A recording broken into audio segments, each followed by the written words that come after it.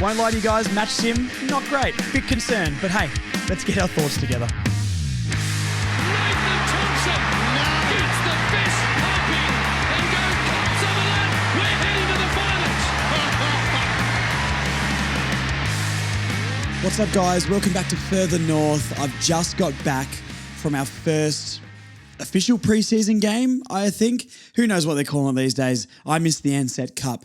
Regardless, I miss good football. I've just got back from our preseason game against the Dees. Just going to do a quick review of that. We've got I got my laptop in front of me here, so I'm going to be reading some stats. It's all very raw. I've wrote down some notes. It's just going to be an incredibly raw and not super planned out podcast here.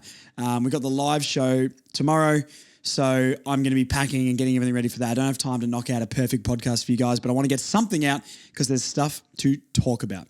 Before we get into that, like I said, the live show is tomorrow. I'm super excited for it. Thank you to everyone who's bought tickets. We're going to get over 100 people there, which is really, really cool. Eddie Ford's going to be there. It's going to be so much fun. Doors open at 1 o'clock. Please get there early. Have a drink. Support the venue. A North fan is one of the owners of the venue. So get down there, buy a drink, sit down, listen to some music, and we'll get the show started about 2 o'clock, which would be great. If you're in big groups, please get there early because, there's a limited amount of booths and places to sit. Hopefully everyone's comfortable in there. We think it'll be fine. But, get there early and grab your seats and, everyone can hang out together, which would be really, really good. There's going to be prizes, games. It's going to be a fun time. Bring your questions. You can ask Eddie Ford a question. He'll answer it live on the podcast. So that'll be really, really fun.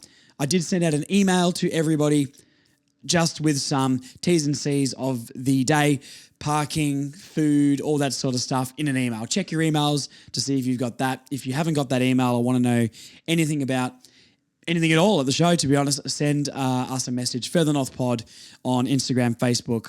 They're basically the main two, so message me on there. If you're watching on YouTube, please subscribe. Thank you so much, and let's get into it, I think. Let's get into it. So, it was cool seeing a game down at Arden Street. I'd never seen the men's team play at Arden Street because I'm 30 years old and not old enough to know those times. So we unfortunately get kind of demolished by the Demons, 71 to 117. Now, the story of the game, it was close most of the way through until the last quarter where the Demons just absolutely annihilated us. I'm going to give you some overall thoughts, then we're going to get into notes and things like that. After the game, I was so disappointed. And it was a real lackluster display, which I think a lot of fans are going to be walking out of the ground thinking we have really not improved at all since last year. Now, my brain is trying to compartmentalize, do we judge the performance on its merit? Do we put an asterisk on it because it's pre-season? I don't know. Every individual can make their own assessment. This is just my assessment. I think the preseason matters. And I think we were having many conversations with people at the ground. If you came and said hello at the ground, thank you so much. Really, really cool that I get to interact with so many North fans. But we were having discussions and sort of debates like it's preseason, don't stress, or, we look really bad in a preseason game where, we should be showing what we've improved from the year before. And I understand you can take it sort of both ways. My own opinion, really disappointed. Really, really disappointed with a pretty lackluster display. Our issues from last year are still there. I'm trying to think of things we do better. I can see what we're trying to do, I guess, but, it doesn't feel like we've improved very much. Now, does that mean it's going to translate to that in the season? No, not necessarily. I'll go back on my own point a little bit where I do understand that it is preseason and it's not the full tale. I was with Joel at the game and he was saying, well, Carlton used to win the Wizard Cup every single year and finish bottom, which is true, which is absolutely true. But my point back was we're a young team that cannot afford to be cruising in preseason and then go into a season underdone. If we were a top 8 team, cruise a little bit, you know what you're going to be getting. We have so much to prove in the AFL because we've been a joke for a very, very long time. And we cannot afford to waste preseason games and play like that, in my opinion. I don't think preseason for us and clubs down the bottom is a time to manage loads and sort of half-arse it, to be honest.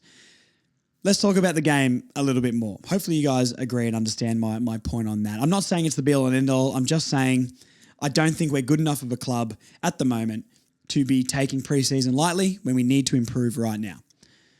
So we did last with them majority of the game. I think we were within 5 points in the third quarter, later in the third quarter, if I'm not mistaken. And then they blow it out to 46 points in the end. And we just gave up, to be honest. We just absolutely gave up by the end of it. We looked like we did against Geelong last year, against Brisbane in gather rounds and all that sort of stuff. That's what it looked like. Really disappointing because the final score, I guess, doesn't matter in a nutshell, but I wouldn't have thought giving up like that would have happened in a preseason game because it's time to get reps. Now, giving up is a strong word, but it really felt like it. And was that because of not wanting to get injured, move on to the next game? We've seen things, now we can tweak, potentially. So I'm not trying to... I love the football club and I love the players and I want nothing but success here. But I'm just trying to represent what most North fans feel after that game. And, social media, also all the fans we were around in the game. I stayed back and watched a bit of the twos afterwards and we were talking about, the ones and how they were going. And people are really disappointed. People are really flat. And I think it's really put a big dent in any pre-season hype that we had. Now, the Dees were severely undermanned. They've written down some notable absentees. I've got it up on the website here. So, notable absentees for the Dees. Caleb Windsor, good player. Jack Viney, Colton Tholstrup, Stephen May didn't play, Salem didn't play, Petrarca didn't play, Spargo didn't play, Gorn didn't play, Ed Langdon, Jake Melksham, Bailey Fritz. Yeah, there's some names. There's some names that are not playing. We basically had our best side in, I would say, Ford should be in our best side and Wardlaw. Fisher, good enough to be there personally, but it's questionable if he makes it in or not. You guys know how I feel about that. So, they're the only players who really had out. Tickle, who played decent in the twos from the bit I saw. Dersma, I think getting managed for an injury, didn't play in either game. And CCJ, he, doesn't play at the moment. So, we had a pretty competitive side compared to a pretty undermanned Demons side. And we got bullied. We got bullied a lot of the game. I can't believe, if you want a positive out of this, I can't believe that we kept it so close until late in the third, to be honest, because it felt like we were 4 goals down the entire game. But we kept bringing it back, and then they would kick a couple of really easy ones. We'd find our way back, and then they'd kick a couple of really easy ones. One thing to note from the game is the wind was out of control. Like, you could probably kick the ball 25, 30 metres at a specific end. You could kick it about 70 to 80 metres the other end. Powell kicked a goal. I think Caleb Daniel kicked a goal from the centre as well. Powell torped another one from miles out. We were kicking him from outside 50 pretty easy at that end. So I understand that does play a part in the tactics. Now, overall, the Demons had the better of us in every section of the ground throughout the day, especially the midfield. Now, I'm going to go to my notes here and we'll just start going through things in the game. This is going to be in a sorted order of things, and then we can have a look at each individual player that we don't talk about really briefly, and we can, I can let you know what I thought of their game, and you guys, if you're watching on YouTube, can comment down below, tell me what you think about all this. Let me know if I'm overreacting as well, because I'm trying... I learnt last year, don't podcast right after games because I'm emotional. I'm emotionally invested and I overreact a little bit. Now, I feel like I've got my thoughts together here and have got a pretty decent opinion on what I saw because, once again, I was at the game, I watched the whole thing, and even just the crowd around, we all sort of were feeling the same way. Except Marnie, she thinks we're going to win the premiership. Love you, Marnie. Darling in the ruck, that was a thing. I think that's better than Larky. He did okay. I think our midfield as a whole were really bad on the day. Individual performances, which were okay, which we'll talk about. But Darling in the ruck, I like seeing him chop out. Let's talk about, while we're on Darling, let's talk about the forward line. When he wasn't chopping out in the ruck, he was in the forward line. Honestly, one of the best players on the ground for us, if not the best player on the ground. I think he kicked 2, if I'm not mistaken. Definitely kicked 1, but I think he kicked 2. And he did kick 2, so 1 at each end. So he was presenting really well, presenting up the ground, predominantly playing half forward and letting Larky sit back deeper. And yeah, I really like what he has been offering. He was good in the intra-club, really good today, arguably our best player, if not definitely one of. Really, really like what he's going to bring as an individual. Now, did that unlock more of what our forward 50 could do? No. Zerha nowhere to be seen. Paul Curtis had a couple of moments, but maybe kicked a snap in the end, but didn't do anything too crazy. Our forward line, the biggest problem, there's two big problems. And the two biggest problems that I'm going to blanket this whole episode with are our forward 50 entry is appalling. Absolutely appalling. It has not got any better, not even 1% better than last year. I don't remember a single kick to someone's chest in that game. All of them were bombing it to the top of the square without looking, snapping around the body, kicking on the left, sending it 100 metres in the air and letting Larky and Darling jump and the ball come to ground and the Dees sweeping it up out the back and just running out of defence. That was the whole day. We had a couple of players where we'd get over the back and we did something. We won a lot of free kicks. The whistle was out all game for both teams, to be honest. I'm really worried about the umpiring this year in the whole league because if some of these preseason games have been much to go off, the other ones I've watched, the whistles are firing all over the place. So good luck. Kicked a few goals from free kicks. And we took a couple of marks here and there, but realistically, our forward 50 entry is putrid. Absolutely putrid. And that is something that I just do not understand how that hasn't been fixed. And the players weren't even trying to kick it to somebody's chest. And the forwards weren't even leading. So it's both parties' fault. Really disappointed to not see Larky leading more. Darling did a couple of leads, showing his experience, and that's how he got a shot on goal. He did miss it, but hey, we got a shot on goal. Other than that, it was kicking it long to the top of the square, hoping for someone to take a hanger, and it falls out the back. Now, in the first half, I actually thought Zerha and Curtis were roving the back of the packs okay, and then the second half, that completely fell away. Was really looking forward to seeing Zerha against actual opposition, see if he could perform like he did in the intra-club, and it was night and day. It was complete night and day for Zerha. Really didn't do anything all day. One of the quietest players on the field. So really concerning to see our forward 50 entry. I think that's problem number one at the top of the list and underlined, to be honest. There's other problems which we'll talk about, but yeah, really, really poor entering into the 50. Other than that, the midfield... Oh, okay. Our midfielders who push forward. Let's go into that sort of part of the ground. Now, Colby McKercher and Harry Sheasel were both playing off the half forward line for the majority of that game until late in the game when we realised we were so bad that we needed to put them behind the ball just to get them involved and push the ball forwards. I am this is my opinion from this game. Maybe next week it's different and I think we're going to absolutely destroy the Dogs in round one. But one of Shees or Colby must play off halfback. Absolutely 100%. If it's not going through Caleb Daniel, there is no way we get it out of that back 50. So one of those guys, instead of being both on the half forward, one of those, and I'm saying it's Colby, Shees needs to be in the middle. So I don't want to see Shees off the halfback line, but Colby, please play halfback because we have no drive out of that back line. Other than that, the forward line... It was what it was. Didn't blow me away. We managed to score. 71 points. Not great in a whole game of footy, to be honest, now I'm thinking about it. But the win was crazy and we got shots at goal and things like that. But the real problem was our forward line not being able to hold the ball in. Now, Constanti laid some really good tackles, some really, really, really good tackles. But really ineffective and not a goal threat at all. Robert Hansen pushing up the ground more, had some moments where you're like, wow, it's really clean, but some other moments where he would just get bullied and look a bit more like last year. So we went early on Robert Hansen and I said he looked really good in the last game, which he did, absolutely did. But is that still going to translate to AFL level?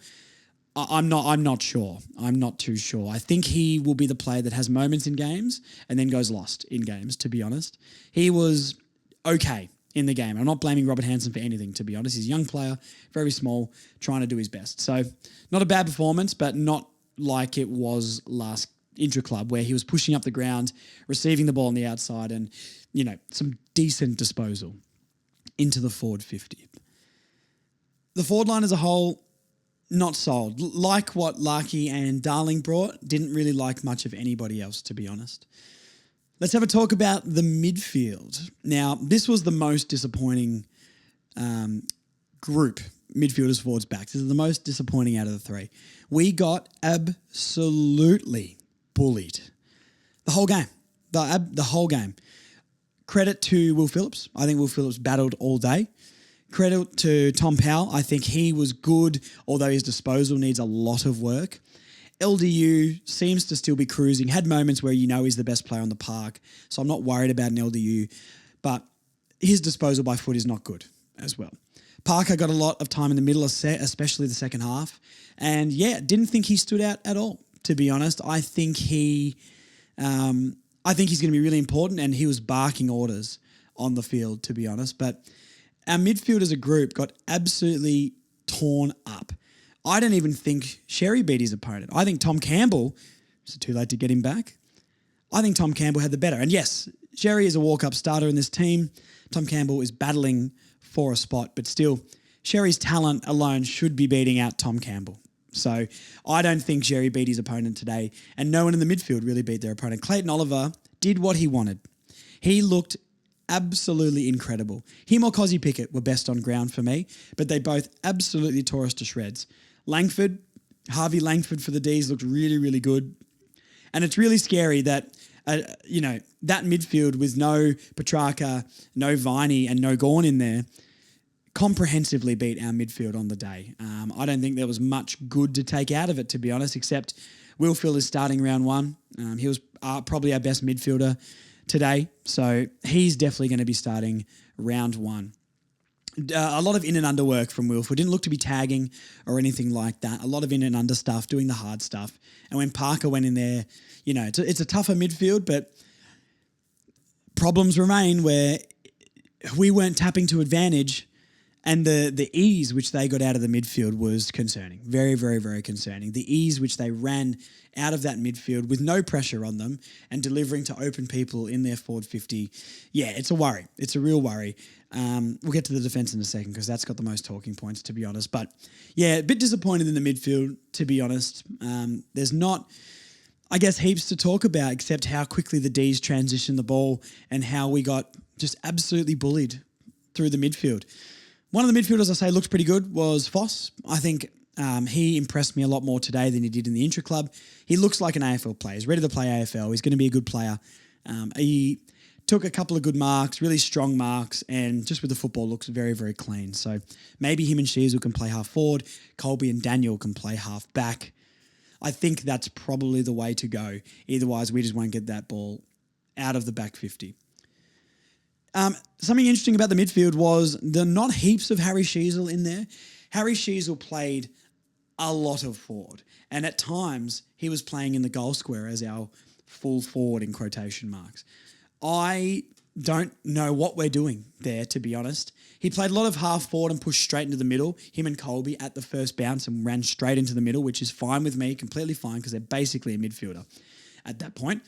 A lot of the times at the bounce, Shees was played out of the square, which, he was on a much bigger opponent, and with our forward 50 entry of just bombing it long to the top of the square, not sure what he's going to be able to do. He's a gun, absolute ripper of a player, but I'm not sure what he's going to do there.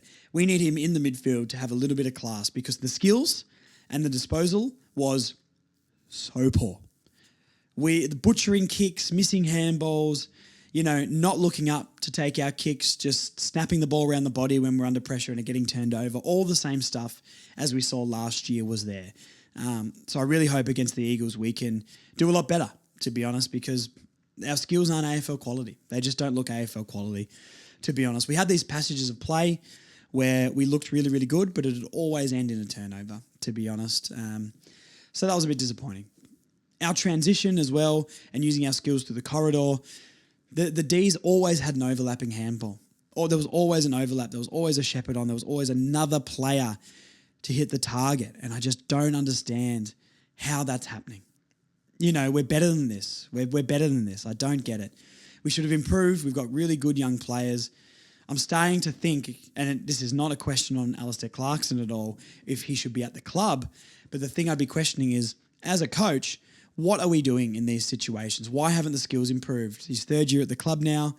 How have the skills not improved? How has our game plan and structure not improved to get players running past to open the game up and to create options on the wings or chipping back in board to create space, because the Demons did it all day long. So how have we not done that? And watching the twos after the game, they did it all game.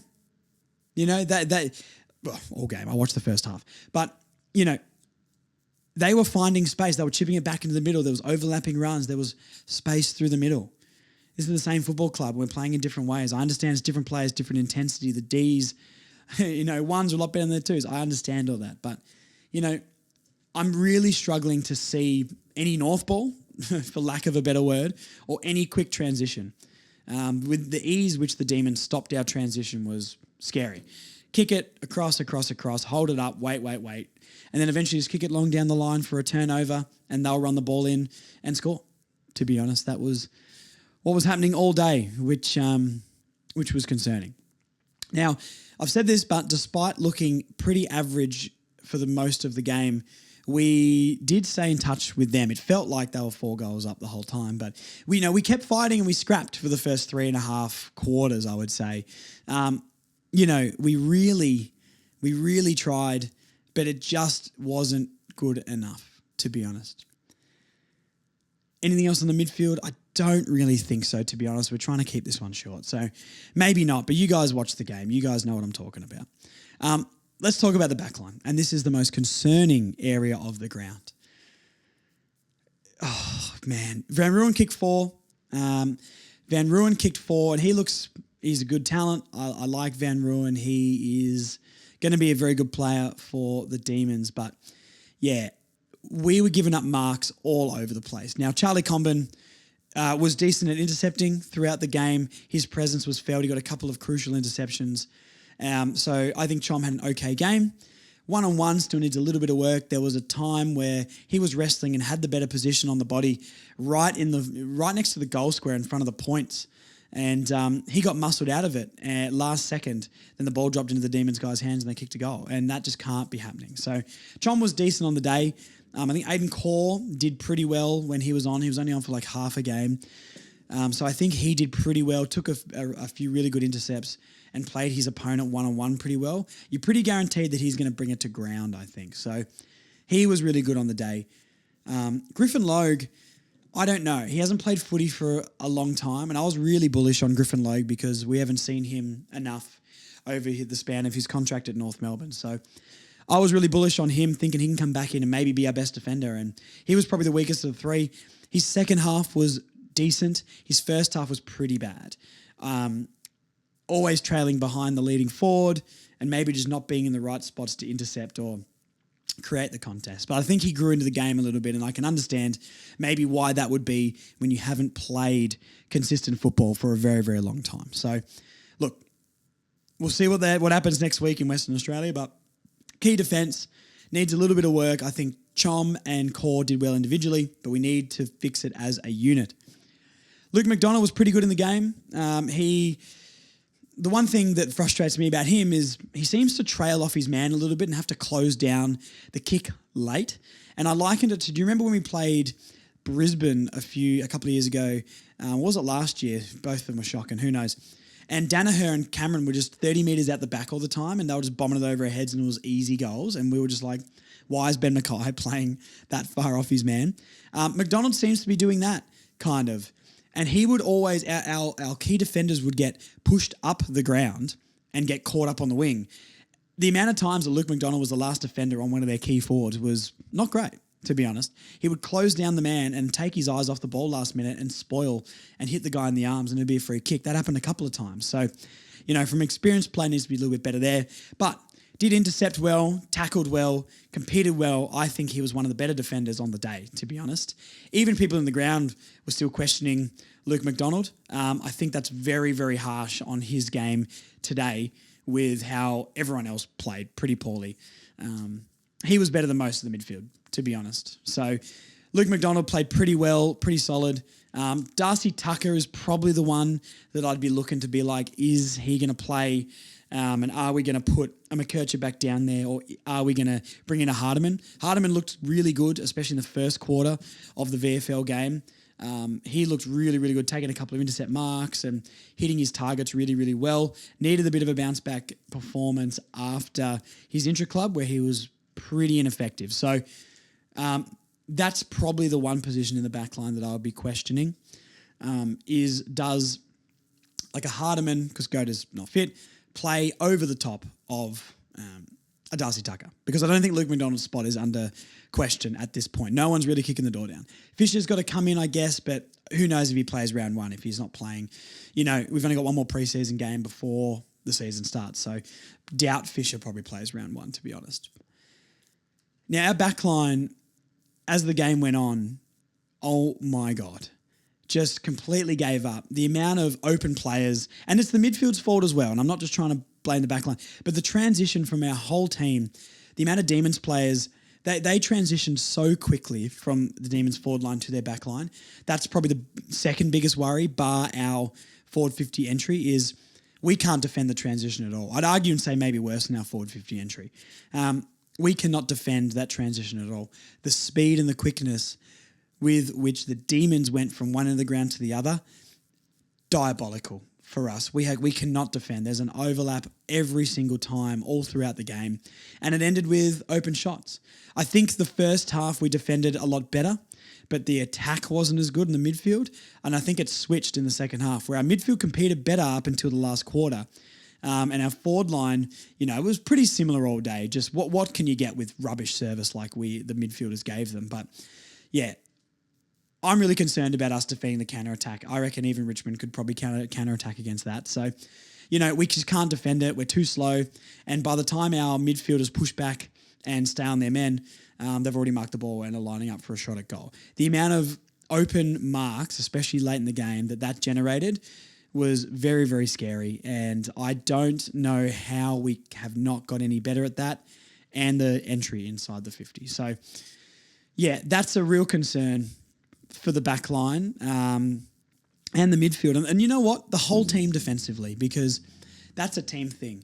The forwards need to try and hold it in. The midfielders need to not let it go through the corridor so easy, and the defenders need to spoil their marks and man up and not trail behind the leading forward. So the whole team defensively is 0 out of 10. Like it's really, really bad and very, very concerning. Something we need to really look at. Otherwise, we're going to give up points to every team in the league, to be honest. I think that's really all of the notes I've got here. I don't want to harp on too much and try and be too negative, but I think the big things that I took out of this was forward 50 entry is abysmal. Really disappointed our midfield got towed up like that. We can't defend transition at all. And unless Shees or Colby's playing off the half-back line, I really struggle to see how we're going to get it out of there. Because the Dees did it for fun and we couldn't get it out of our back line. There was barely any transition play. The only time we broke the game open was when Colby made a run, 3 bounces through the middle of the ground off half-back and looked really exciting, and then absolutely butchered the kick, which he doesn't do very often. So Powell did that a couple of times too, but once again, kicked it out in the full, I think. And yes, it was windy, but you're an AFL footballer and this is your job. Counter for the wind. You know the wind was going towards the club rooms.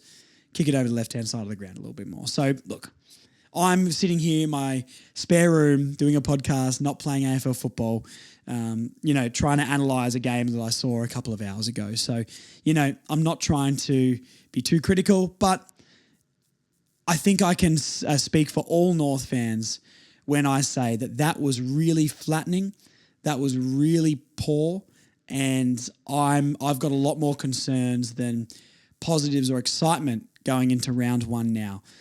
Next week against the Eagles will dictate a lot about our crowd numbers in round one, our optimism as a fan base, people signing up, people buying tickets, people getting behind the team. And yes, fans should always get behind the team, but the team also needs to give us something in return, and that's effort and that's improvement, and we didn't really get that today. Now, it's only a practice game. I understand that, but if the practice games didn't matter, they wouldn't play them. And I understand Carlton used to win them all the time and lose. And yes, you can look at it from that point of view for sure. And if that's the way you want to look at it, by all means, absolutely do it. But, I know what I saw on that park today, and I'm not trying to be too mean, but I thought David Noble was coaching again, to be honest.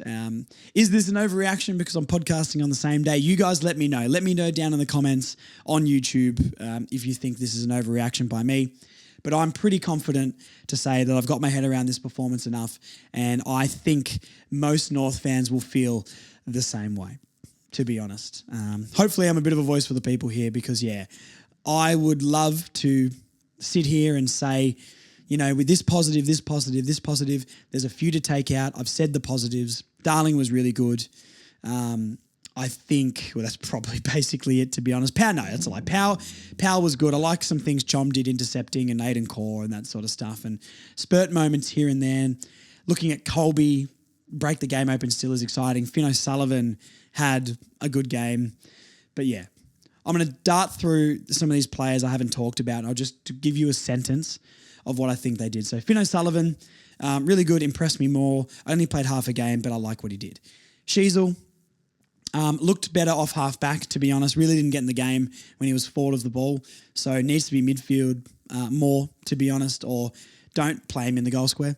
Aiden Core, liked his game. Defender, did what he needed to do. Only played half a game as well. Caleb Daniel, so important. Everything went through him. If he's not kicking out of our back line, I'm incredibly concerned. Bailey Scott, I don't know. He was fine. He was always around the ball, but didn't do anything super impactful, I guess. But I wish they released the numbers and they kept track of the stats. I tried to find it, but apparently it's only for next week's one that they keep the stats. From what I know, if you guys find some stats, please send them to me. LDU, third gear. Looks a class above, but looked like he maybe wasn't trying his best. And disposal, not good enough. Needs to learn how to kick better. But, explosive. Some of the ball, some of the side steps he can do is magical. So, look, I've got no doubt he'll fire up when it comes to game day, but I just wish he could tweak that kicking a little bit more because, he butchered a couple of them. Colby must play off half-back. That's my main take. Must, like Sheasel last year, playing off half-back the first half and then moving into the midfield. I think it's got to be something like that with Colby. I'm really concerned how we get the ball out of the back line. McDonald, good game overall, pretty solid. Gave away a couple of silly frees, but pretty solid player. He's playing round one, if people like it or not. I think he was one of our better players on the day. Jai Simpkin, late out, to be honest. Don't know what with. I don't know if the club announced it, but late out. Darcy Tucker, didn't do anything. Probably the most invisible player on the ground. Dylan Stevens, he played the second half. This is another debate we were having. I reckon Dylan Stevens is top 5, if not top 4 disposals at the club. Now, does that mean he's going to play round one? No, probably not, to be honest. Is he good enough at getting the ball and getting in the right positions? No. But when he gets the ball, a few of his deliveries off half-back were really clean. Hit the chest of someone on the wing or in the midfield, and it broke the game open a little bit, which most of our team can't seem to do. So I don't think Dylan Stevens plays in round one, but, if he could find some form, I think we need a player like that. We need what we think he can be. We need that to shine, but he's not doing it. So it's very frustrating, but great disposal. But he only played a half, so I don't feel like you can judge him too much. Griffin Logue, underwhelming first half, but built into the game and did some good things.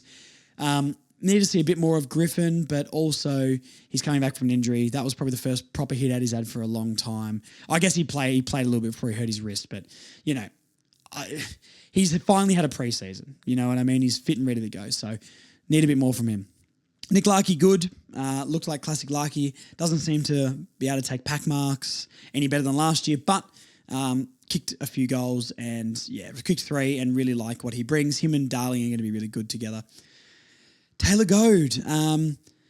Was really excited to see him play. Wish I saw him play a bit forward. It was like they took Sherry off the ground for the second half, I believe, or later in the third quarter, I think maybe it was. And then he played. So we didn't see them together at all. I don't think he plays a game this year, Taylor Goad. Maybe gets one if we got some injuries, but other than that, needs a few more years development. Tom Powell, not as impressive as the intra-club, but I think you can see the quality he can bring. Almost like LDU, very similar sort of players, but I wish the kicking was a little bit better. Paul Curtis, a little bit invisible for the game, hit the post in the first quarter. I don't know if he kicked a goal in the end. Did he kick a goal? Kicked 2 goals. So, that's right. So he kicked a snap. I think he kicked a bomb or something like that. I can't remember. But he kicked a couple, but didn't do much else outside of that. But hey, if you kick a couple of goals, you can tick the box for the day, I think. Luke Parker, a bit 50-50 on Parker, to be honest. I don't think he stood out at all, but I don't think he did anything bad. Barking orders and things like that all day. And I think he plays every game if we can get him to, and he's a great player. Jack Darling, arguably our best on. I've already spoke about him. Will Phillips, one of our better ones as well. Charlie Comben, one of our better ones. Toby Pink played a quarter and a half, I think, or at least at a half at most. I'll tell you what right now. Toby Pink is our fourth best defender currently. And the two Dawson boys and Whitlock, I like them, and Will Dawson is going to be a gun. I think Callan is really solid. But I don't know, man. I think Toby Pink is fourth choice in our key defensive stocks right now, and I genuinely think he's a chance to play round one if Griffin Logue maybe doesn't perform. I think Comben and Core are locked, but I think Logue probably is too. But realistically, if anyone was going to drop out, I think Toby Pink might be the one to take over that. Jackson Archer, I haven't spoken about him. Really good. Competed on the day, took a few intercepts. Like what he did down in the back line, so no concerns about that. Put his body on the line all day. Sherry, I think he wasn't fantastic, to be honest. First bad game I've seen of him in a helmet. Not a bad game, but I don't think he beat his opponent today. I don't think he was better than Campbell. Took a couple of contested marks and he battled all day. I like him. He's going to be our starting ruckman, no question. But hey, don't think he had an outstanding game. Finbar really didn't get a touch of the footy. Fluid everything. The man can jump, but, that's about it. He rucked a couple of times, actually. He looked okay in the ruck. Because he can jump so high, he sort of won the ball. But, not enough of a sample size. Constanti, no, not a goal threat whatsoever. Didn't get a shot on goal, I believe. But laid some really, really good tackles, and you can see that he's going to be there for forward pressure. Would I play him round one over an Eddie Ford? Probably not. And we'll talk about some of the names that should maybe come in for a few players after this. Who else we got? Zerha, probably him and Tucker were probably the most quiet on the ground who played the whole game. Not sure about Cam Zerha. Fantastic intra-club and relatively ineffective during the match sim today. So, hey, is what it is. And Robbie Hansen, a bit of a 50-50 game. Did some good things, did some Robert Hansen-like things. And when I say that not trying to be mean, getting pushed off the ball quite easily and maybe panicking or reacting too quickly when there's a little bit of pressure around. So, yeah. Who would I probably drop and bring in for the next game? So, Darcy Tucker will play. Do I want it to be realistic? Yes. Not just who I would do, what I think will happen. I don't think Finbar will go over to Perth and play. I don't think he justified it. I would be playing Teakle. I'd be giving Goad another shot. Or Eddie Ford, if you want a slightly different type of player. They're the type of players I would definitely be playing. Dersma's an interesting one. I don't know where his injury's at, so who knows. But Finbar, it's a question between Constanti and Robert Hansen Jr. for me. I think if we've got an extended bench, maybe keep them both in. But Eddie Ford has to play. I'm really disappointed Eddie didn't play. I'm kind of happy because I didn't want him to get hurt for the live show. But, really strange why. Because Eddie looked a class above in the half that I watched in the VFL, where I feel like those other two might not be quite at that level. So, really interesting there. And other than that, there's not too much change to make. There's not too many names to bring in. Fisher, Ford, and potentially Teakle would be the ones that I would be swapping around. And let's say Finbar,